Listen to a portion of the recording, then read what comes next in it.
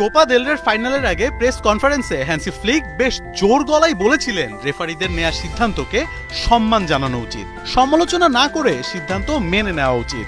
সেই ফ্লিকই ইন্টারের বিপক্ষে হারের পর পাল্টে ফেলেছেন নিজের সুর, কড়া সমালোচনা করলেন ম্যাচ রেফারি, জানিয়েছেন ম্যাচের ভাইটাল সব সিদ্ধান্ত নাকি গেছে ইন্টারের পক্ষে।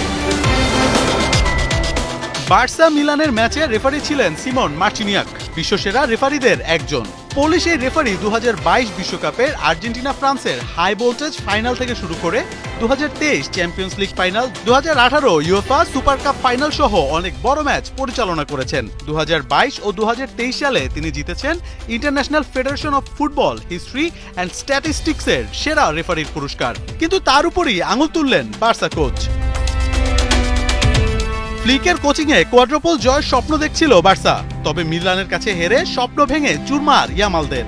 এমন হারের পর রেফারিকে নিয়ে নিজের হতাশার কথা জানিয়েছেন ফ্লিক। আমি জানি সবাই হতাশ, রেফারিকে নিয়ে খুব বেশি কথা বলতে চাই না, তবে প্রতিটি 50-50 ডিসিশন ওদের পক্ষে গেছে। আমার যা মনে হয়েছে তা মাঠেই রেফারিকে বলেছি, তাকে কি বলেছি তা এখানে বলতে চাই না। শুধু কোচ নয়, বার্সার মিডফিল্ডার পেদ্রিও জানিয়েছেন রেফারিকে নিয়ে নিজেদের হতাশার কথা।